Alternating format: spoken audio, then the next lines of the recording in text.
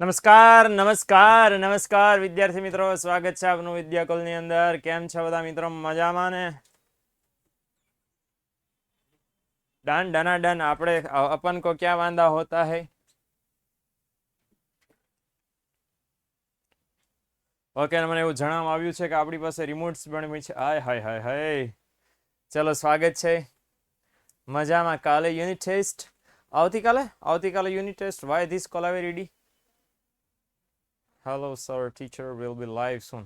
અરે અંજલિ, મેં લાઈવ થઈ ચૂક્યો. મેં ફોટામાં નથી, લાઈવ બોલું. આવી જાઓ બધા. ચાલો આવી ગયા. જેટલા આવી ગયા છે મિત્રો, ફટાફટ એકવાર કમેન્ટ્સ કરી દો. હાય હેલો વોટ એવર, એટલે મને ખ્યાલ આવી જાય કે તમે પ્રેઝન્ટ છો. હા, અચ્છા, એ તો સર જાતે આવી ગયું એવું છે.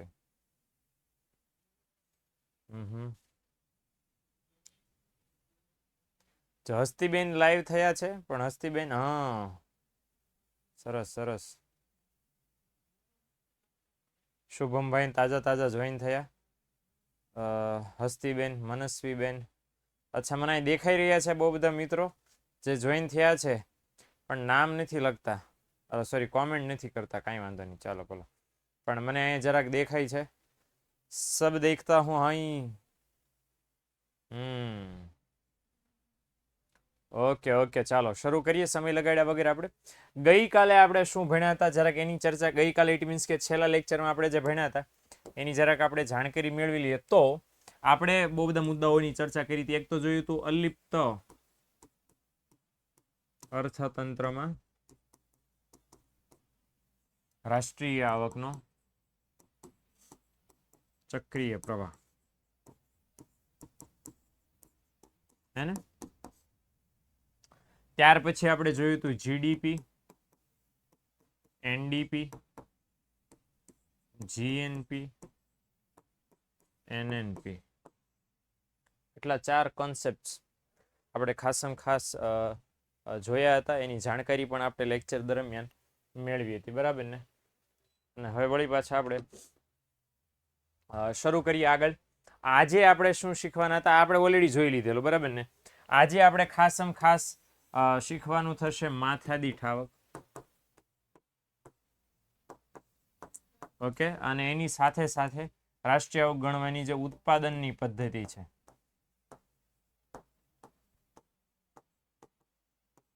એ શીખવાનો, સમજવાનો આપણે પ્રયત્ન કરીશું.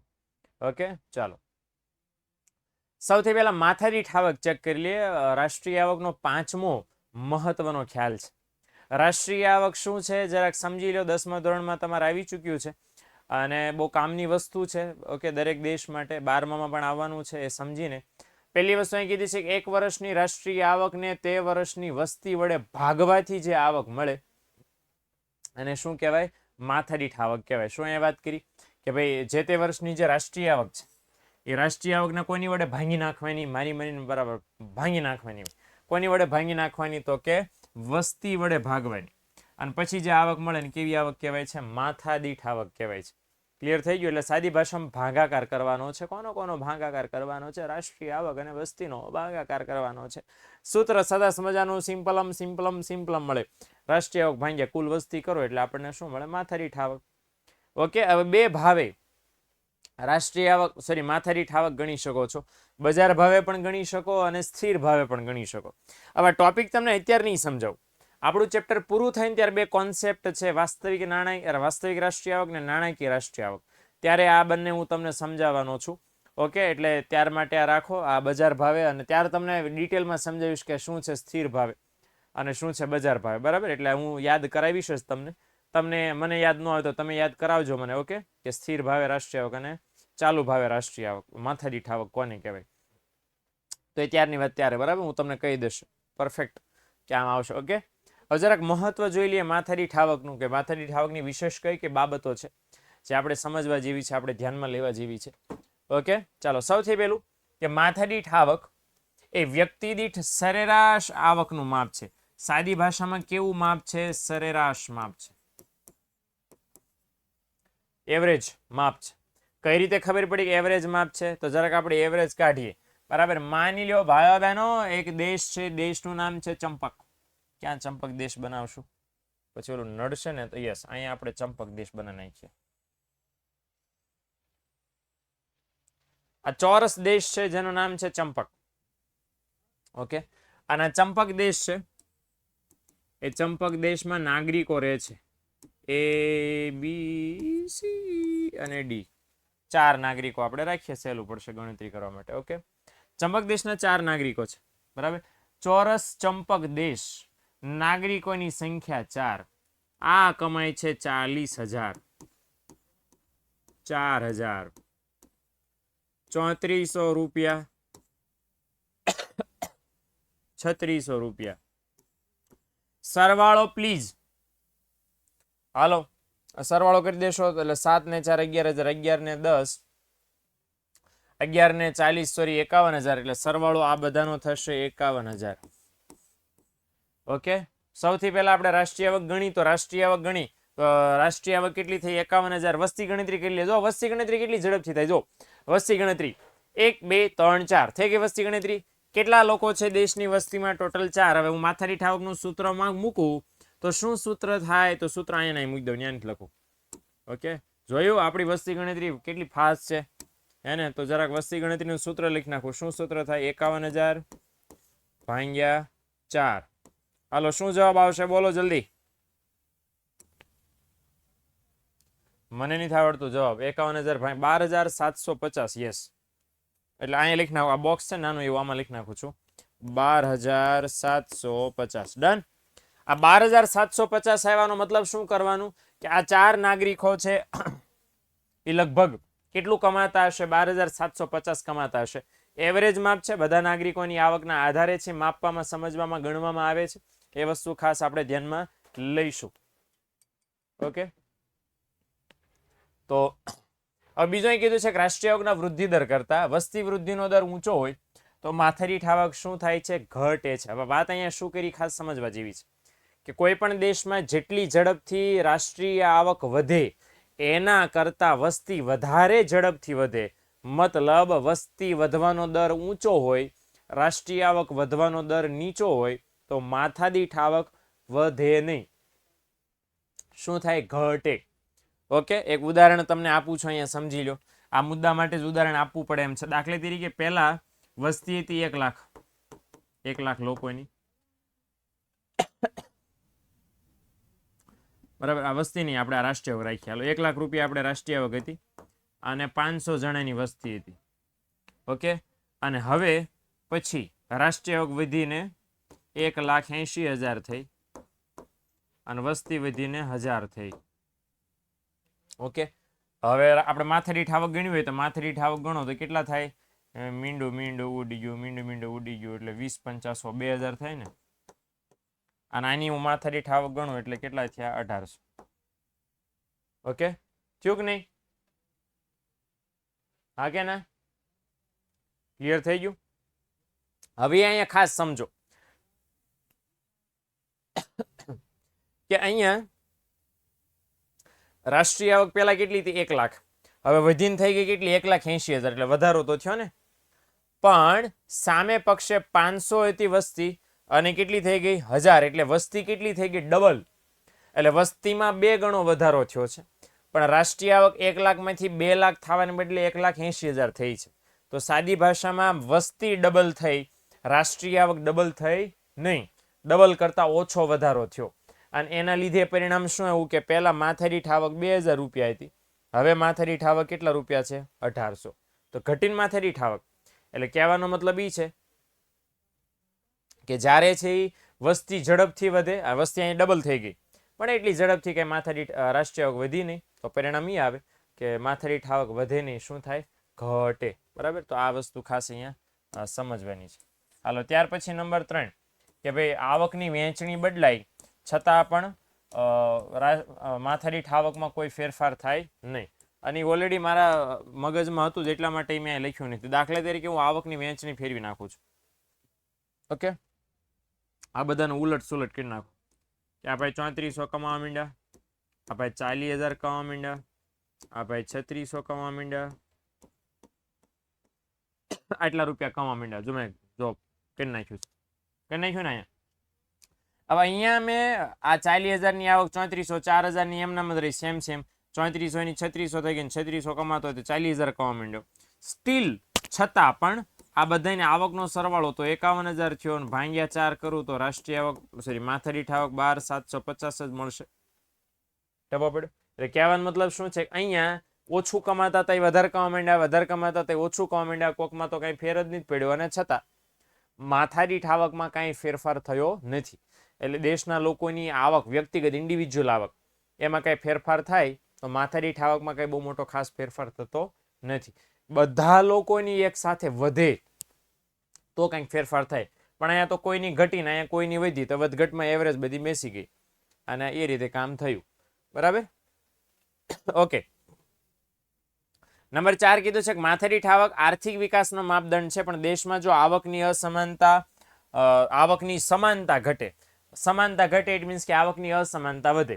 હવે એવું જો થાય તો આર્થિક વિકાસ સાચો માપદંડ નથી. કહેવા શું માંગે છે? ચોથો મુદ્દો કે કોઈ પણ એવો દેશ કે જ્યાં આવકની અસમાનતા ખૂબ વધારે પ્રમાણમાં હોય ત્યાં માથાદીઠ આવક દ્વારા દેશનો સાચો વિકાસ માપી શકાય નહીં. કઈ રીતે? અહીં જો દાખલા તરીકે ચંપક દેશને જ લઈ લ્યો ને. આ ચંપક દેશના 4 નાગરિકોની આવક છે. હવે અહીંયા મોટામાં મોટું કમાનાર વ્યક્તિ કોણ છે? 40,000 છે ને. 40,000 હું જરાક ઝૂમ કરી દઉં. બરાબર? જો પોસિબલ થાય તો આઈ કેન ઝૂમ. યસ, આટલું જ ઝૂમ થશે ભાઈ. એવું મને એમ કહે છે કે ઝૂમ આટલું જ થશે, ઝાઝું ઝૂમ નહીં થાય. ઓકે, અને ઝૂમ થશે ત્યારે હું વળી પાછો લખી નહીં શકું એવું છે. ઓકે, પણ સમજી લો એટલું. તો ચંપક દેશના નાગરિકો છે. હવે જો મેક્સિમમ કમાનાર વ્યક્તિ કેટલું કમાય છે? 40,000. મિનિમમ કમાનાર વ્યક્તિ કેટલું કમાય છે? 3400. તો અહીંયા આવકની અસમાનતા બહુ ઝાઝી છે ને. આવકની અસમાનતા એટલે શું? અમીર ગરીબનો ભેદ. તો અહીંયા અમીર ગરીબનો ભેદ કેટલો બધો મોટો છે. 40,000 ક્યાં અને 3400 રૂપિયા ક્યાં? 10% ઇન્કમ નથી, વધારે ને ઓછા આવકવાળા વચ્ચે. બરાબર ને? તો અહીંયા આવકની અસમાનતા વધારે છે અને છતાંય વિચિત્રતા જુઓ કે આ દેશની માથાદીઠ આવક માપી તો કેટલી આવી? 12,750. કેટલા નાગરિકો આમાં એવા છે 12,750 કમાય છે? એટલે દેશના વિકાસની સાચી પરિસ્થિતિ જ્યાં આવકની અસમાનતા વધારે છે ત્યાં માપી શકાય નહીં. આ એક પ્રોબ્લેમ છે. ઓકે, એટલે આ બાબત ધ્યાનમાં લેવાની ખાસ. હાલો, નંબર 4, 5 ત્યાર પછી કે દેશની પ્રગતિનો સાચો માપદંડ રાષ્ટ્રીય આવક નથી પરંતુ માથાદીઠ આવક છે. જો કે આ એક સારી બાબત કહેવાય કે કોઈ પણ દેશની પ્રગતિ જાણવી છે, કેટલો વધારો થયો આવકમાન ફાવકમાન ગમે એ બધા. ઓકે, તો ઇન્ડિયામાં આવકની સમાનતા છે એટલે આવકમાં ચાલે નહીં ભાઈ. કોઈ વિશ્વના કોઈ દેશમાં આવકની સમાનતા હોતી નથી. ભારતમાં તો બિલકુલ નથી, એટલે વિશ્વના કોઈ દેશમાં નથી. એટલે આપણે અહીંયા આવકની સમાનતા કોને કહેવાય? બધા નાગરિકો સરખું કમાતા હોય, એક્ઝેક્ટલી સરખું કમાતા હોય? બિલકુલ નહીં. એટલે અહીંયા આવકની અસમાનતા છે કે નહીં એનો પ્રશ્ન નથી, ઓછી છે કે વધારે એનો પ્રશ્ન છે. એટલે જો આવકની અસમાનતા હોય જ લિટરલી, કારણ કે કોઈ દેશ એવો હોય દુનિયામાં કે જેના નાગરિકો બધા એક સરખું કમાતા હોય? કોઈ દેશ નો હોય. એટલે આપણે અહીંયા વાત શું કરવાની છે કે આવકની અસમાનતા ઓછી છે કે વધારે? જો આવકની અસમાનતા ઓછી છે તો ચાલે માથાદીઠ આવક, પણ જો આવકની અસમાનતા વધારે છે તો પોસિબલ નથી. ઓકે, એટલે ભારતમાં આવકની અસમાનતા ખૂબ વધારે છે એટલે માથાદીઠ આવક, ખાલી માથાદીઠ આવક ભારતની માપી લો અને કહી દો કે ભારત દેશનો વિકાસ આમ થયો તેમ થયો, બરાબર, ઝીરો રિઝલ્ટ. એ સાચું નથી, કારણ કે ભારતમાં બહુ બધી આવકની અસમાનતા છે. ઓકે, એટલે પોસિબલ નથી. અચ્છા, બીજું માથાદીઠ આવકથી શું થાય તો કે બે દેશોની તુલના કરી શકો. મોટો ફાયદો, બે દેશોની તુલના કઈ રીતે કરી શકો તો કે બે દેશોની સરખામણી, કમ્પેરિઝન કરી શકો. બરાબર ને? અને 7મા ચેપ્ટરમાં તમને એક માથાદીઠ આવકનો એક ચાર્ટ આપેલો કે જેની અંદર છે બધા દેશોની માથાદીઠ આવકની સરખામણી ભારત સાથે કરવામાં આવેલી. નોર્વેની માથાદીઠ આવક સૌથી વધારે હતી, અમેરિકાની ત્યાર પછી હતી અને ભારતની માત્ર $5150 હતી. તો તમે બે દેશોની કમ્પેરિઝન કરી શકો, કોની માથાદીઠ આવક વધુ, કોની માથાદીઠ આવક ઓછી. બીજો એક ફાયદો શું થાય કે માથાદીઠ આવકથી દેશના નાગરિકોના જીવન ધોરણનો અંદાજ મળી શકે. કઈ રીતે મળી શકે કે જો માથાદીઠ આવક સતત અને સતત વધતી જતી હોય તો આનો મતલબ શું કરવાનો છે? તો આનો મતલબ એ કરવાનો છે કે લોકોનું જીવન ધોરણ સુધરી રહ્યું છે. ભાઈ કઈ રીતે અંદાજ મૂકવાનો છે? ભાઈ જો લોકોની આવક વધે, આવક વધતા ખરીદવાની શક્તિ, વસ્તુ સેવા ખરીદવાની શક્તિ વધે એટલે ખરીદ શક્તિ વધી ગઈ. અચ્છા, આવક વધી એટલે ખરીદ શક્તિનો મતલબ શું થાય કે તમે દુકાને લેવા જઈ શકો કારણ કે ખિસ્સામાં પૈસા છે. તો આવક વધે તો ખરીદ શક્તિ વધે, ખરીદ શક્તિ વધતા માંગ વધે, માંગ વધે તો બધી જરૂરિયાતો સંતોષાય, અને જરૂરિયાતો સંતોષાય તો જીવન ધોરણ વધે. એટલે આવક વધતા આ પોસિબલ થાય. આવક વધતા પોસિબલ થાય એટલા માટે જો માથાદીઠ આવક વધતી હોય તો લોકોની આવક વધારે છે માની શકો, અને લોકોની આવક વધારે છે માનો તો લોકો છે વધારે વાપરતા હશે અને પોતાનું જીવન ધોરણ ઊંચું રાખતા હશે. સાદી ભાષામાં કોઈ પણ દેશની માથાદીઠ આવક ઊંચી હોય તો સમજી લેવાનું કે દેશના લોકોનું જીવન ધોરણ ઊંચું હશે. જો માથાદીઠ આવક નીચી હોય તો સમજી શકો કે દેશના લોકોનું જીવન ધોરણ નીચું હશે, ઓછું હશે. અને છેલ્લું 8મું ત્યાર પછીનો છે યુનો દ્વારા બે દેશની પ્રગતિની સરખામણી કરવામાં આવે ત્યારે રાષ્ટ્રીય આવક સાથે માથાદીઠ આવકના આંકડાનો ઉપયોગ કરવામાં આવે છે. યુનો નામની સંસ્થા છે, યુનાઇટેડ નેશન્સ ઓર્ગેનાઇઝેશન, સંયુક્ત રાષ્ટ્ર સંઘ. એ સંસ્થાનું શું કહેવું છે? એ સંસ્થાને એવું કહેવું છે કે બે દેશની તમે પ્રગતિની સરખામણી કરો, ભાઈ ભારત અને અમેરિકા ફોર એક્ઝામ્પલ, તો યુનો વાળા જ્યારે વિશ્વના બધા દેશોની પ્રગતિની સરખામણી કરે છે તો એ સરખામણી કરવા માટે પણ એ લોકો માથાદીઠ આવકના આંકડાનો ઉપયોગ હંમેશા કરે છે રાષ્ટ્રીય આવકના બદલે. બરાબર, તો એટલે ઇન શોર્ટ રાષ્ટ્રીય આવક કરતાં માથાદીઠ આવક બેટર માપ છે. એ આપણે જરાક ધ્યાનમાં લઈ શકીએ. ઓકે, ક્લિયર થઈ ગયું? હાલો, કોઈ મુદ્દો ન સમજાણો હોય તો એ જરાક પ્લીઝ મને ફટાફટ કહી દો કે આ 7-8 મુદ્દામાંથી કોઈ મુદ્દો ન સમજાણો હોય રાષ્ટ્રીય માથાદીઠ આવકનો, સોરી, તો જણાવો. ઓકે, ચોથો મુદ્દો સમજાવું અને 5મો મુદ્દો સમજાવો. ચલો એક સાથે બોલી દો ફટાફટ એટલે કહી દો. હા, ચોથા અને 5મામાં બધાને લોચા છે. ઓકે, ચોથો મુદ્દો પહેલા સમજી લો કે ભાઈ માથાદીઠ આવક આર્થિક વિકાસનો માપદંડ છે, પણ જો દેશમાં આવકની અસમાનતા ઘટે, આવકની સમાનતા ઘટે, આને એવું સમજવાનું સમાનતા ઘટે ઇટ મીન્સ કે આવકની અસમાનતા હોય. શું હોય? આવકની અસમાનતા વધુ હોય. શું થાય? વધુ હોય. અથવા તો આવકની અસમાનતા વધે. આનો મતલબ અસમાનતા શું? આનો મતલબ શું કરવાનો કે આવકની અસમાનતા વધે. ઓકે, એટલે કોઈ પણ દેશ કે જ્યાં આવકની અસમાનતા વધે, અસમાનતા એટલે શું કે એક જણો બહુ ઝાઝું કમાય, બીજો જણો બહુ ઓછું કમાય. આ ઝૂમ કરીને બતાવ્યું હતું ને કે આ 40,000 કમાય છે, બી નામનો ભાઈ છે 4,000 જ કમાય છે, સી નામનો ભાઈ વળી પાછો 3400 જ કમાય છે. રેડી? સમજણ પડી? એટલે આ જે ઓછું વધારે કમાય છે એ તફાવત બહુ ઝાઝો છે, મોટો છે. હા, ઘણી જો એવું હોત કે 40,000 કમાય, આ 42,000 કમાય, આ 44,000 કમાય અને 38,000 કમાય, આવી રીતે હોત તો આ તફાવત ઓછો હોત ને, તો 2,000 જેટલો તફાવત. પણ અહીંયા તો તફાવતના પાર નથી. અને એટલા માટે કહી શકાય ખાસમ ખાસ અહીંયા ધ્યાનમાં લેવાની બાબત કે અહીંયા છે એ તફાવત છે એ જો ઓછો હોય તો મતલબ આવકની અસમાનતા ઓછી છે, અને તફાવત જો વધારે છે તો મતલબ એમ છે કે આવકની અસમાનતા વધુ છે. આ દ્રષ્ટિએ આપણે આ ખાસ ધ્યાનમાં લેવાની બાબત છે મિત્રો. ક્લિયર થઈ ગયું? એટલે ઇન શોર્ટ આ રીતે આવકની અસમાનતા કોઈ પણ દેશમાં વધારે છે તો મતલબ એમ થયો કે ત્યાં માથાદીઠ આવક આર્થિક વિકાસનો સાચો માપદંડ ન બની શકે. ઓકે, ભૂલ આવે ને આવે. 5મા મુદ્દામાં એવું કહેવાય છે કે દેશની પ્રગતિનો સાચો માપદંડ રાષ્ટ્રીય આવક નથી પણ માથાદીઠ આવક છે. જો એટલા માટે એવું કહેવાયું છે કે ભાઈ કોઈ પણ દેશે કામ કેટલું કર્યું આગળ, બરાબર ને, કોઈ પણ દેશે પોતાની ભૂતકાળની બાબતોમાં કેટલો સુધારો કર્યો, બરાબર, લોકોના જીવન ધોરણમાં કેટલો સુધારો થયો, લોકોની આવકમાં કેટલો વધારો થયો, એ બધું જાણવું હોય તો રાષ્ટ્રીય આવક માપદંડ સાચો નથી. રાષ્ટ્રીય આવકના આધારે વ્યવસ્થિત ન જાણી શકો. કોના આધારે જાણી શકો? માથાદીઠ આવકના આધારે જાણી શકો. શા માટે? કારણ કે રાષ્ટ્રીય આ 12માં આવશે, આ શું લેવા માથાદીઠ આવક સારો કહેવાય. એટલા માટે માથાદીઠ આવક સાચો માપદંડ છે, કારણ કે રાષ્ટ્રીય આવકમાં વસ્તી નામનું પરિબળ છે ને ધ્યાનમાં નથી લેવાતું, માથાદીઠ આવકમાં ધ્યાનમાં લેવાય છે. ક્લિયર થયું? એટલે કોઈ પણ દેશની સાચી પ્રગતિ જાણવી છે તો રાષ્ટ્રીય આવક ખામીવાળો માપદંડ છે, માથાદીઠ આવક એના કરતાં વધારે બેટર માપદંડ છે એમ તમે કહી શકો.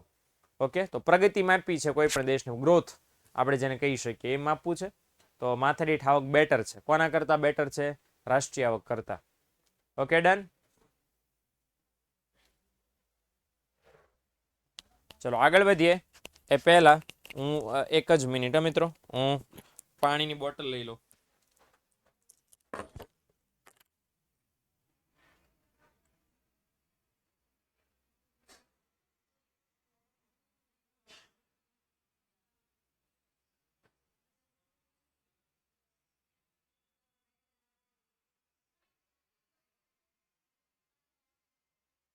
ઓકે, તો આઈ હોપ કે તમને બધાને ખબર પડી ગઈ છે કમ્પ્લીટ. તો વળી પાછા આપણે આગળ વધીએ.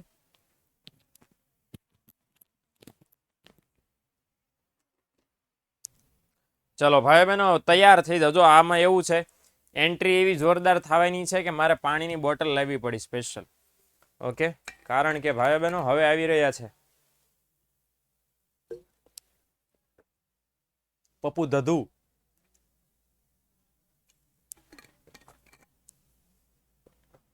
એક 1008 શ્રી શ્રી શ્રી.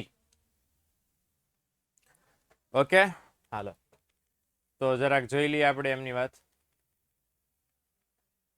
તો ભાઈ બહેનો રાષ્ટ્રીય આવક માપવાની 3 પદ્ધતિઓ પ્રચલિત છે. ઉત્પાદનની પદ્ધતિ, આવકની પદ્ધતિ અને ખર્ચની પદ્ધતિ. આ 3 પદ્ધતિઓ કોઈ પણ દેશમાં પ્રચલિત હોય છે અને 3 પદ્ધતિઓ છે આપણે જોવાના, સમજવાના, જાણવાના છીએ.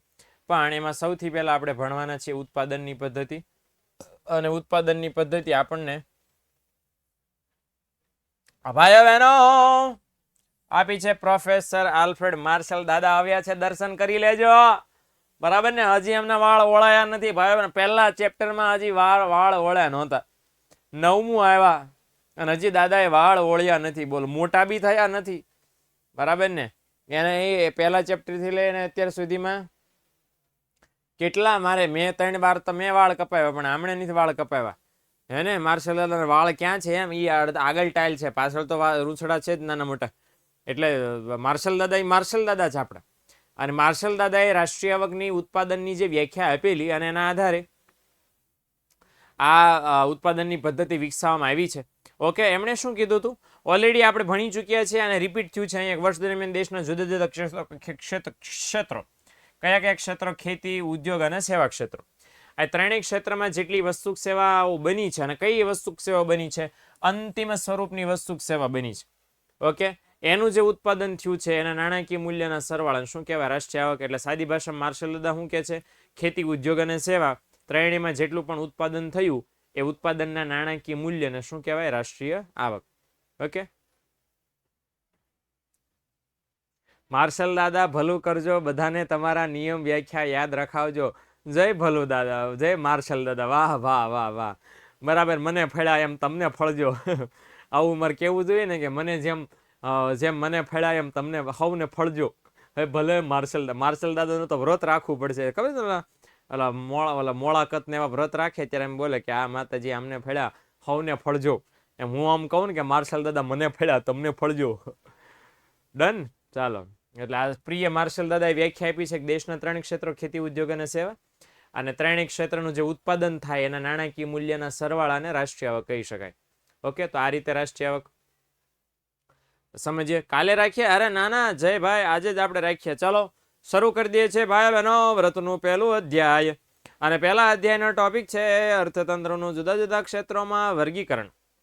અને ભાઈ બહેનો આની અંદર શું કરવામાં આવે છે જરાક સમજી લ્યો કે દેશને ઉત્પાદનની પદ્ધતિના રાષ્ટ્રીય આવક ગણતા પહેલા સરકાર શું કરે છે? સરકાર આખા દેશને અલગ અલગ સેક્ટરમાં, ખેતીમાં, ઉદ્યોગમાં, સેવામાં, વેપારમાં, વાણિજ્યમાં અને વાહન વ્યવહારમાં અને સંદેશા વ્યવહારમાં અને શિક્ષણમાં અને બેન્કિંગ જેવા ક્ષેત્રમાં વહેંચી દે છે. વહેંચવાનું કારણ શા માટે ભાઈઓ બહેન? એટલા માટે કે દેશની પ્રજાને જે માથાદીઠ આવકની ગણતરી, રાષ્ટ્રીય આવકની ગણતરી સરકાર કરવા માંગતી હોય એ સરકાર ન કરી શકે. અને સરકારે જો આવી રાષ્ટ્રીય આવકની ગણતરી ફટાફટ સટસટ કરવી હોય તો સરકારે શું કરવું પડે? આવડા મોટા આખા દેશને એક હારે ગણવા જાય તો સરકારને માર્શલ દાદાની જેમ માથેથી વાળ વયા જાય, મોદીની દાઢીના વાળ છે બધા ખરી જાય. અને સરળતા ખાતર ભાઈઓ બહેનો આખા દેશને અલગ અલગ નાના નાના વિભાગોમાં વહેંચી દેવામાં આવે છે. બરાબર, દાખલા તરીકે ખેતી વિભાગ, તો ઉત્પાદનની પદ્ધતિ રાષ્ટ્રીય આવક સરકાર માપે. એટલે સરકાર માત્ર ને માત્ર પહેલા ખેતીનું ઉત્પાદન માપે, પછી ઉદ્યોગનું ઉત્પાદન માપે, પછી સેવાનું, પછી વેપારનું, પછી વાણિજ્યનું, પછી એવી રીતે સરકાર અલગ અલગ ક્ષેત્રનું ઉત્પાદન માપે અને પછી બધાના નાણાકીય મૂલ્ય જાણે અને પછી કરે બધાનો સરવાળો. એમ કરવાથી રાષ્ટ્રીય આવક ફટાફટ મળી શકાય છે.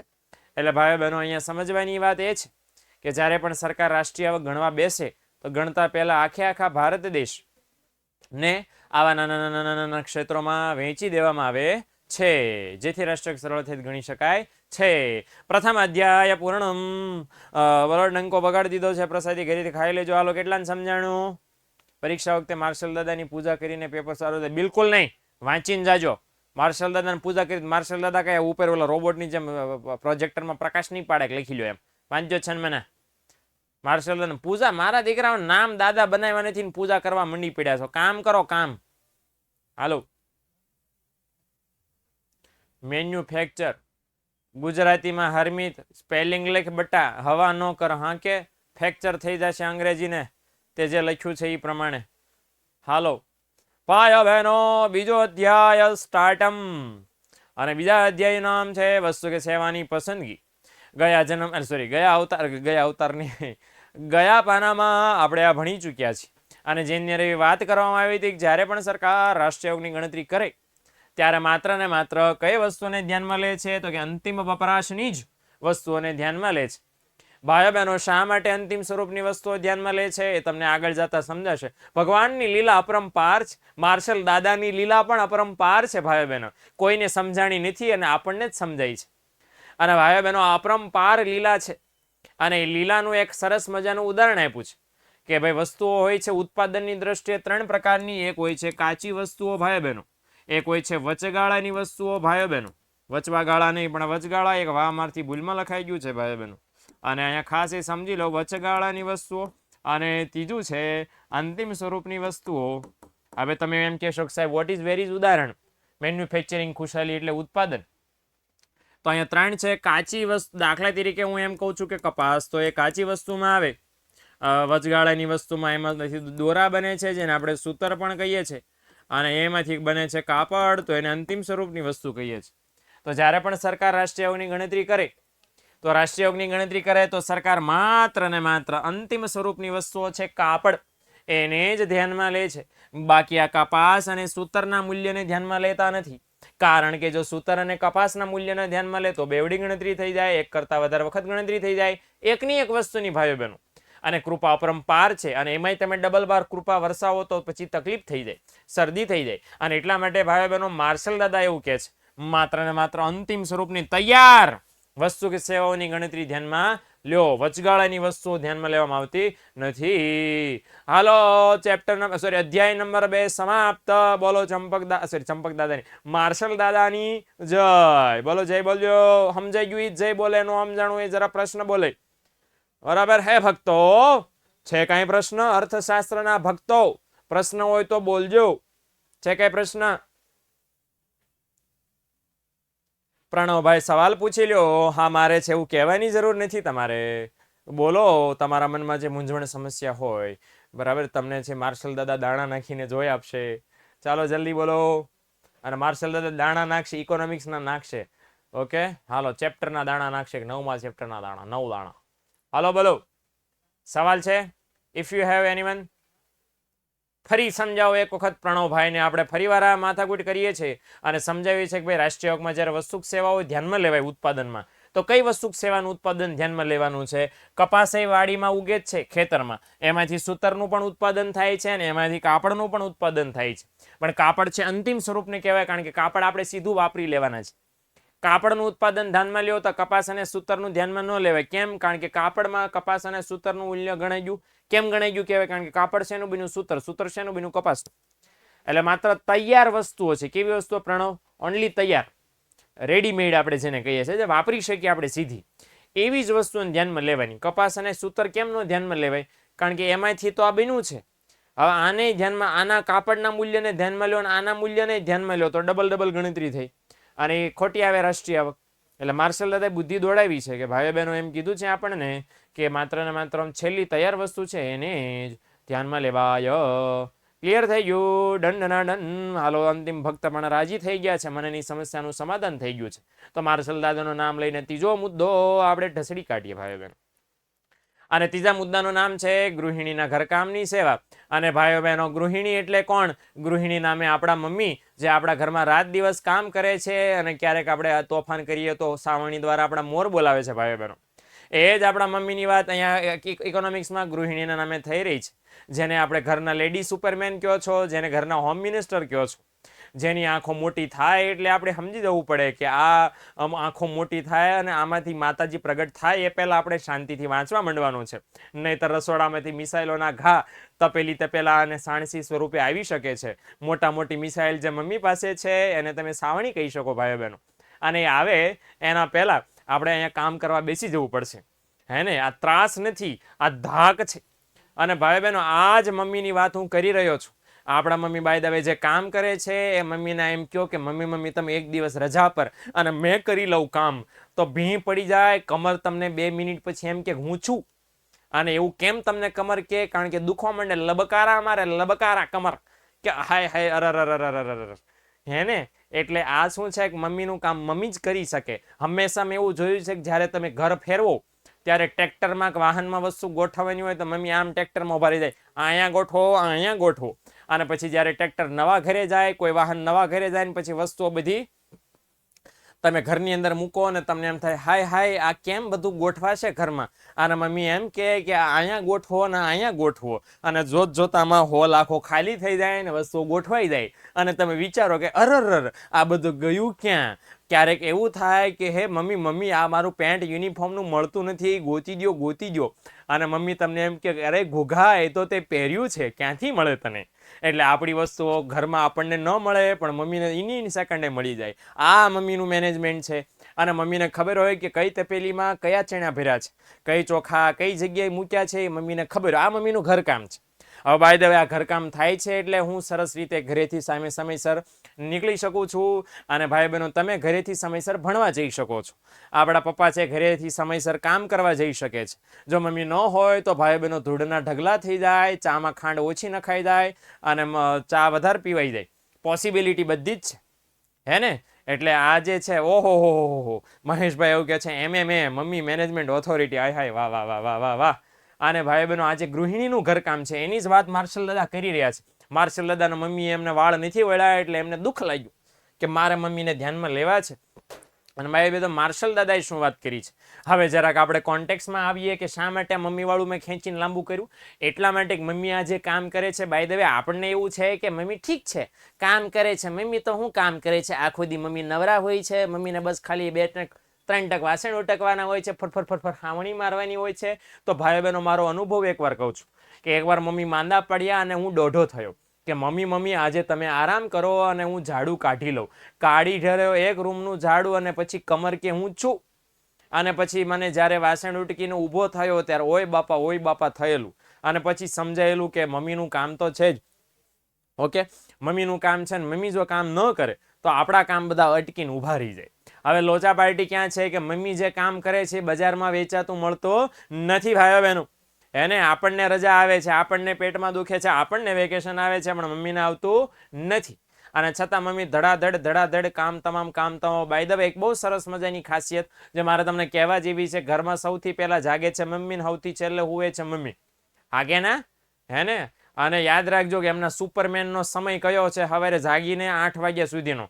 એ સુપર મોડમાં હોય છે, બરાબર ને? સુપર મોડમાં. એટલે ભીમ કેમ લાડુ ખાઈને આમ ધડાધડી સુપર એક્ટિવ, કે એક હારે આમ બરાબર આમ તમે એક આમ 10 હાથ દેખાય તમને લિટરલી. એક હાથે રોટલી શેકવતા હોય ને, એક હાથે ચા બનાવતા હોય ને, એક હાથે તમે ટિફિન પેક કરતા હોય ને, એક હાથે હાવણી બાળતા હોય ને, એક હાથે આમ ને એક ગોળો સાફ કરતા હોય ને. એટલે કહેવાનો મતલબ એમ. ઓકે, ક્યાં ગયા મમ્મી છે ને? એટલે ધીસ ઇઝ ધ મમ્મી. એટલે આ મમ્મી જે કામ કરે છે ગૃહિણી, એની સેવા બજારમાં વેચાતી મળતી નથી. માર્કેટમાં વેચાતી જે વસ્તુ નથી મળતી. ઓકે, મમ્મીના ઘરકામની, મમ્મી જે કામ કરે છે એ કામ માર્કેટમાં વેચાતું મળતું નથી. માટે એના નાણાંમાં માપી શકાતું નથી અને માટે એના રાષ્ટ્રીયની ગણતરીમાં ભાઈઓ બહેનો ધ્યાનમાં લેવાતું નથી. એટલે માર્શલ દાદા એમ કહે છે કે મમ્મીના કામની કોઈ વેલ્યુ કરી શકે એમ નથી. ઇનવેલ્યુએબલ કામ છે, બરાબર? ઇનવેલ્યુએબલ એટલે જેની વેલ્યુ કરવી શક્ય નથી એવી વસ્તુ કામ છે, અમૂલ્ય કામ છે. ઇટ મીન્સ કે, બરાબર ને? તો અમૂલ્ય કામ મમ્મી કરે છે અને અમૂલ્ય કામને નાણાં માપી ન શકાય. માર્શલ દાદા એમ કે જે કામને નાણાં નથી માપી શકતા એને અમે રાષ્ટ્રીય હકમાં ધ્યાનમાં લેતા નથી ભાઈ બહેનો. તૃતીયમ અધ્યાયમ પૂર્ણમ. હારો માર્શલ દાદાની જય, આપણે મમ્મીની જય. ઓકે, સવાલ પૂછી લેજો કોઈને ન સમજાય તો. કારણ કે ચોથો મુદ્દો હવે જરાક મગજનું દહીં કરી નાખે એવો આવવાનો છે ભાઈ બહેનો. અને દહીં થઈ જાય તો તિખારી કરીને આપણે ખાવાની છે, બીજું કાંઈ એમાં કરવાનું નહીં થાય ભાઈ બહેનો. બરાબર. ટાઇટલ એવું છે સ્વ વપરાશની વસ્તુઓ. વોટ ઇઝ સ્વ વપરાશની વસ્તુઓ? તો સ્વ વપરાશની વસ્તુ એટલે પોતાના માટે જે વસ્તુઓ આપણે બનાવીએ, પોતાના વપરાશ માટે જે વસ્તુઓ બનાવીએ, દેટ ઇઝ સ્વ વપરાશની વસ્તુઓ. હોટલ વાળો જો રોટલી બનાવે તો એ બીજાના વપરાશ માટે બનાવી કહેવાય ભાઈઓ બહેનો. અને આપણા ઘરે જો રોટલી બને તો આપણે પોતાના માટે બનાવી કહેવાય. રતન ટાટા વાળા ટાટા મોટર્સ નામની સરસ મજાની કંપની ચલાવે છે. એ ટાટા મોટર્સ મારા અને તમારા માટે છે એ નેનો બનાવે. ટાટા નેનો ચલાવો કે બાણ રે. તો ટાટા નેનો જે આપણા માટે બનાવે તો એ આપણા માટે વસ્તુ કહેવાય. પણ રતન ટાટા છે પોતાના સ્વ વપરાશ માટે, પોતાના માટે કાર બનાવે કે ભાઈ મારી કાર મારે જોઈતી છે, તો એ સ્વ વપરાશની વસ્તુ કહેવાય ભાઈઓ બહેનો. એટલે આ ખાસ અહીંયા સમજી લેજો કે પોતાના માટે બનાવેલી વસ્તુ, એ પોતાના માટે બનાવેલી વસ્તુ પોતાના વાપરવા માટે હોય છે. અને વ્યક્તિ પોતે વાપરતો હોય છે એટલે કોઈ દી બજારમાં વેચવા જતો નથી. હવે કોઈ દી બજારમાં વેચવા નથી જતો એટલે એને નાણાંમાં મૂલ્ય આંકી શકાય નહીં. એના માટે એને રાષ્ટ્રીય આવકની ગણતરીમાં ધ્યાનમાં લેવાય નહીં. તો સાદી ભાષામાં આખા ભારત દેશમાં જેટલા પણ નાગરિકો વસ્તુ સેવાઓ પોતાના વપરાશ માટે બનાવે છે, મારા માટે બનાવે છે, મારા માટે એટલે પોતાના માટે, અને એ પોતાના માટે બનાવતો એને વાપરી ખાતા હોય, એને માર્કેટમાં વેચવા જતા હોય નહીં. અને માટે એને રાષ્ટ્રીય આવકની ગણતરીમાં ભાઈઓ બહેનો ધ્યાનમાં લેવાય નહીં. ઓકે. પણ આની અંદર એક અપવાદ છે, અને અપવાદ કોણ છે? ખેડૂત. તો અહીંયા એકમાત્ર ખેડૂત એવા વ્યક્તિ છે કે ખેડૂતે પોતાના વપરાશ માટે જેટલું અનાજ રાખ્યું ઉગાડીને, એને અહીંયા રાષ્ટ્રીય આવકની ગણતરીમાં ધ્યાનમાં લેવાય છે. તો એ ધ્યાનમાં લેવાય છે. ઓકે. તો ખેડૂત વાળું કામ છે એને સરસ મજાનું ધ્યાનમાં અહીંયા લેવાય છે. હવે ભાઈ બહેનો આપણે એમ અવાજ ઉઠાવીએ કે શા માટે આખા ભારત દેશના નાગરિકોની સ્વ વપરાશની વસ્તુ ધ્યાનમાં નહીં લેવાની અને શા માટે માત્ર ખેડૂતની વસ્તુ ધ્યાનમાં લેવાની, તો એનો જવાબ મારી પાસે પણ નથી. અને ભાઈ બહેનો આપણે ગાંધીનગર જવાના છે ગીલાનો છકડો લઈને ચૂકું કરતા કરતા, અને ત્યાં જઈને ઉનાળામાં આપણે એક વાત કરવાના છીએ કે ભાઈ શા માટે ખેડૂતો છે એની સ્વ વપરાશ માટેની વસ્તુઓ ધ્યાનમાં લેવાય અને બાકીની વસ્તુઓ ધ્યાનમાં ન લેવાય. અમને ન્યાય આપો. હમારી માંગે, હમારી માંગે, ઇન્કલાબ જિંદાબાદ. ઓકે. આ આપણે ટેમ્પામાં જઈને નારા બોલાવવાના છીએ. માર્શલ દાદાનો ફોટો આપણે ટેમ્પાની આગળ મૂકશું અને ફરિયાદ કરશું કે શા માટે માર્શલ દાદાએ આવું કર્યું. આખા દેશના નાગરિકોની વસ્તુ ધ્યાનમાં ન લીધી અને પછી માત્ર ને માત્ર ખેડૂતની સ્વ વપરાશની વસ્તુ ધ્યાનમાં લીધી. હે ને? એટલે ટેન્શન ન લેતા તમને જે ઉત્કંઠા જાણવાની છે કે શા માટે સાહેબ આવું અને શા માટે સાહેબ તેવું, એની મને પણ છે. એટલે આપણે બધા ભેગા થઈને જશું. ઓકે. હાલો. ચોથો અધ્યાય પૂર્ણમ. જો અધ્યાય ઘમાઘમ પૂરા થઈ રહ્યા છે એટલે કોઈ અધ્યાયમાં તમને કાંઈ ટપો ન પડે કે સાહેબ આમાં માર્શલ દાદાની શું કૃપા વરસી એ અમને ન ખબર પડી, તો જરાક હાથ ઊંચો કરીને અથવા કોમેન્ટ કરીને કૃપા હું તમને સમજાવીશ. એ કૃપા તમારા ઉપર વરસે એ હું સંપૂર્ણ પ્રયત્ન કરીશ ભાઈઓ બહેનો. અને કૃપા વરસી ગઈ હોય એમ લાગી રહ્યું છે અને 4 વખત કૃપા વરસાવી છે. સર ક્યારે જવાનું છે? 12મા ધોરણ પતી જાય પછી એનું જે 3 મહિનાનું ઉનાળાનું વેકેશન પડે એમાં ખાસ કરીને મે મહિનામાં આ લોકો બોર્ડવાળા રિઝલ્ટ આપી દે પછી સાવ નવરા હોય છે અને એ લોકોને બિલ્ડિંગના ઝાડા સાફ કરવાની કામગીરી હોય છે. જારી કરતા હોય ત્યારે આપણે ત્યાં પહોંચી જવાનું રહેશે ભાઈઓ બહેન. ઓકે. 5મો મુદ્દો. ત્યાર પછી છે પોલીસ સંરક્ષણ સિંઘમ ભાઈઓ બહેનો. અને સિંઘમ એટલે પોલીસ ખાખી કપડાવાળો માણસ જે ટોપી પહેરીને, ચશ્મા પહેરીને, હાથમાં નાની એવી લાકડી લઈને, ખબર નહીં શા માટે સરકાર એ લોકો રાખે છે હાથમાં લાકડી જે રાખે છે, મચ્છર ઉડાડવા, માખી મારવા, શા માટે રાખે છે? એનાથી ચોરને વાગે નહીં અને એ ખિસ્સામાં કંઈ પોસાય નહીં. એટલે છતાં એ લાકડીવાળા જે માણસો છે પોલીસો, એમની જરાક આપણે વાત કરી લઈએ. માર્શલ દાદા એમને પણ સંભાળ્યા છે અને એમાં પણ આપણને કહેવામાં આવ્યું છે કે પોલીસની સેવા બજારમાં વેચાતી નથી. માર્કેટમાં કોઈ એવી દુકાન નથી ભાઈ બહેનો જ્યાં તમે બોર્ડ માર્યો કે પોલીસ ઇન્સ્પેક્ટર 3000માં મળશે, કોન્સ્ટેબલ 2 દિવસની સિક્યુરિટીમાં 400 રૂપિયામાં મળશે, 2 હેડ કોન્સ્ટેબલ 600 રૂપિયામાં મળશે ભાઈઓ બહેનો. આવી કોઈ દુકાન આપણને દેખાતી નથી ને આવી કોઈ દુકાન મળતી પણ નથી. હા, પોલીસવાળા હપ્તા લઈ ગેરકાયદેસર વાત છે અને આપણે આમાં ઘૂસશું નહીં ઊંડા. પણ લીગલી આપણે જોઈએ તો પોલીસની સેવા પણ ગૃહિણીની સેવાની જેમ, આપણા મમ્મીના કામની જેમ પોલીસનું કામ પણ બજારમાં વેચાતું મળતું નથી. છતાં પણ એની રાષ્ટ્રીય આવકમાં મહત્વની ગણતરીના આધારે એને ગણતરીમાં ધ્યાનમાં લેવાય છે. તમે એમ કહેશો કે લે સાહેબ ગૃહિણીના ઘરકામની સેવા શા માટે ધ્યાનમાં ન લેવાની? તો એમાં તમે એમ કીધું કે બજારમાં વેચાતી મળતી નથી માટે એનું મૂલ્ય ધ્યાનમાં લેવાય નહીં. તો પોલીસની સેવા પણ બજારમાં વેચાતી મળતી નથી, તો શા માટે પોલીસનું મૂલ્ય ધ્યાનમાં લેવાય? એટલા માટે ધ્યાનમાં લેવાય ભાઈઓ બહેનો, કારણ કે પોલીસની સેવાને કારણે આપણા દેશના ઉદ્યોગ ધંધાઓ, આપણી બધી તમામ પ્રવૃત્તિઓ શાંતિથી ચાલી શકે છે. પોલીસ શું કામ કરે છે? દેશની આંતરિક શાંતિ ચલાવવાનું કામ છે. જ્યારે જ્યારે દેશમાં જયકાંત શિકરે જેવા ગુંડાઓ આવે છે, ત્યારે ભાઈ બહેનો સિંઘમ જેવા પોલીસો આવીને બરાબર ને જયકાંત શિકરેનું ઠીકરું બનાવી નાખે છે અને આપણું કામ સરળ બનાવે છે. શાંતિમય સમાજમાં જીવવાની આપણને સુવિધા પોલીસ પૂરી પાડે છે. અને એટલા માટે પોલીસનું મૂલ્ય ભલે તમે જાણી ન શકો, પણ અંદાજ મારીને પણ સરકાર એને ગણતરીમાં લઈ લે છે. પંચમ અધ્યાય પૂર્ણ. બોલો માર્શલ દાદાની જય. ચલો ક્લિયર?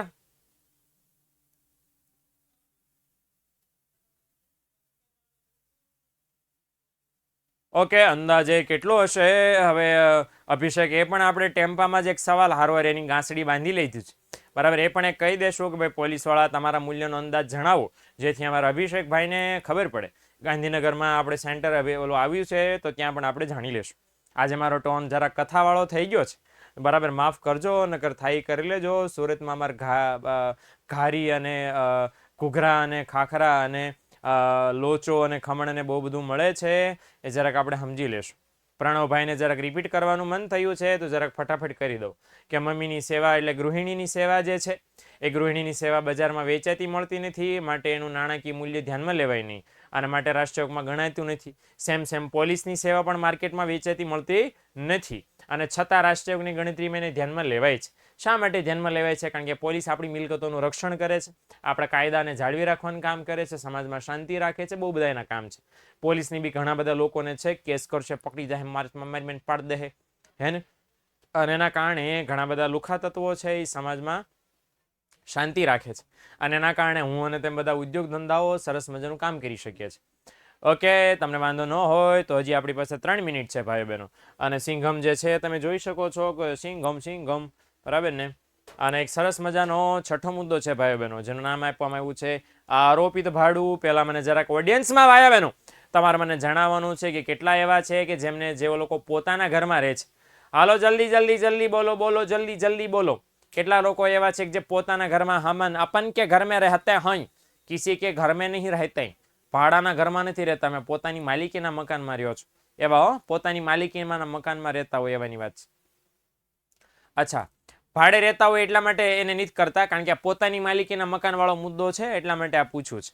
અચ્છા, હવે ફટાફટ જરાક મને એ પણ કહી દો કે તમારું એ મકાન તમે જો કોઈને ભાડે આપો તો જરાક કોમેન્ટમાં જણાવો. આમાં કંઈ ઇન્કમ ટેક્સ વાળો મારી સિવાય કોઈ કાંઈ જોતો નથી ભાઈ, અને મને ખબર છે કે તમે કાંઈ ભાડું તમને મળતું નથી, આ તો તમારે ખાલી અંદાજ મારવાનો છે, હે ને. અને અંદાજ મારીને ભાઈ આવ્યા તમારે બસ ખાલી એટલું મને કહેવા, હાલો હોય હજુ તો હું બોલું છું ને ધમધમા માંડ્યા 5000, હાલો મને ખબર પડે કે આખા ગુજરાતમાં એલા પ્રણવ ફાંકા નહીં માર, બરાબર. તારું કાંઈ વ્હાઇટ હાઉસ છે હે ભાઈ? આટલું તો એન્ટિલિયાનું ભાડું નહીં થતું. મકવાણા ધ્રુવ ફાંકા ન મારો, રિયલ આંકડા લખો, જરાક રમતમાં રમત નહીં કરો. પ્રદીપને 1 લાખનું છે, હાલો 8800 રૂપિયા. પ્રણવ એવું કહે છે. મકવાણા ધ્રુવ 300 રૂપિયા કહે છે. એકાદ મીંડા કોકને વધી જાય છે, એકાદ મીંડા કોકને ઘટી જાય છે. ભાઈઓ બહેનો, તમે માર્શલ દાદા જેવું ન કરો. ઓકે, ચાલો સમજી લો. હવે ડન, આંકડા હું ધરાઈ ગયો છું તમારા આંકડાઓથી, જરાક માહિતી સમજો. તો જે ભાડા તમે લખ્યા છે એ ભાડા તમને મળતા નથી, પણ જો ભાડે આપો તો મળી શકે.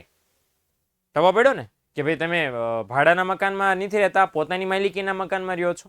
પોતાની માલિકીના મકાનમાં રહ્યો છો એટલે ભાડું તો તમને ક્યાંથી મળે? હા, એ મકાન આપીને તમે બીજે વયે તમે આપો, તમારું મકાન ભાડે આપો તો શ્યોરલી મળે, બરાબર. એટલે જે તમે આંકડા લખ્યા એ કેવું ભાડું મળી શકે એવું મળતું નથી. એને રાષ્ટ્રીય આવકમાં ઉત્પાદનની પદ્ધતિમાં કેવું ભાડું કહેવાય? આરોપિત ભાડું કહેવાય. કેવું ભાડું કહેવાય? આરોપિત. એટલે પોતાનું મકાન જો બીજાને ભાડે આપ્યું હોય અને જે ભાડું મળી શકે એને કેવું ભાડું કહેવાય? આરોપિત ભાડું. અને આ જે આરોપિત ભાડું છે એને રાષ્ટ્રીય આવકની ગણતરીમાં ધ્યાનમાં લેવાયો. ભલે મળતું નથી, પણ આવી રીતે અંદાજ મારીને ધ્યાનમાં લેવાય. ડન. એટલે દેવાંશ એમ કે છે સરપંચ મારે મારું ઘર ભાડે નહીં આપવું, કોઈએ નહીં થાપવાનું, કિસી કો ઘર ભાડે પે નહીં દેના, બસ ખાલી અંદાજ મારવાનો છે. સમજણ પડી કે ભાઈ ભાડે આપવું હોય તો કેટલું મળી શકે એનો અંદાજ મારવાનો છે. સમજણ પડી ને? તો કોઈ પણ અંદાજ મારી શકે. અંદાજ મારવામાં કાંઈ જીએસટી કે ટેક્સ લાગતો નથી. એ તો પૂછી શકો કે આ એરિયામાં સોસાયટીમાં મકાનના ભાવ કેટલા ચાલે છે, આ ગામમાં ઘરના ભાડાના ભાવ કેટલા ચાલે છે. ભાઈઓ બહેનો, અમારા માર્શલ દાદાની જાણવું છે, કારણ કે માર્શલ દાદા કેટલું ભાડું મળી શકે એમ જાણીને રાષ્ટ્રીય આવકની ગણતરીમાં એનું મૂલ્ય ધ્યાનમાં લેવા માંગે છે. ષષ્ઠમ અધ્યાય સંપૂર્ણમ. ઓકે, તો અહીંયા લખ્યું છે કે રાષ્ટ્રીય આવકની ગણતરીમાં આરોપિત ભાડું ધ્યાનમાં લેવાય છે. ઓકે મિત્રો, તો મને એમ ખ્યાલ છે ત્યાં સુધી 7નો ટકોરો વાગી ચૂક્યા છે. મારા ડેસ્કટોપના પીસીમાં 7 વાગ્યા ડીંગ ડીંગ ડીંગ ડીંગ થઈ ચૂક્યું છે. અને માર્શલ દાદા એમ કહે છે કે હવે હું થાક્યો છું, આજની કથા અહીંયા સંપૂર્ણ વિરામ રાખીએ અને આવતીકાલે 6:15 વાગ્યે હરિભક્તો હરિજનો તમે આવતીકાલે 6:15 વાગ્યે વળી પાછા ઉપસ્થિત થશો એવી મને નમ્ર આશા છે. મને આશા છે કે માર્શલ દાદા જેવા મને ફળ્યા એવા તમને પણ મળશો. પ્રસાદી આપણે આરતીની વ્યવસ્થા સૌએ પોતપોતાના ઘરે કરી લેવાની થશે. અને બહુ તમારા ઘરે વધારે પ્રસાદી હોય તો કુરિયરમાં સ્ટુડિયોમાં મોકલાવી શકશો, પણ એ મારે જોતી નથી, કારણ કે આવશે ત્યાં સુધીમાં બગડી જશે ભાઈઓ બહેનો. એટલે બધા પોતપોતાના ઘરે ખાઈ લેજો, મમ્મીનું માનજો. નગર ગૃહિણીના ઘરકામની સેવા બજારમાં વેચાતી મળતી નથી, પણ તમને ડીબી નાખશે, કારણ કે મમ્મી હાથ વેચ આઘાત છે. ઓકે, એટલે ધ્યાન રાખજો. આવજો, ટાટા, બાય બાય અને સિયા.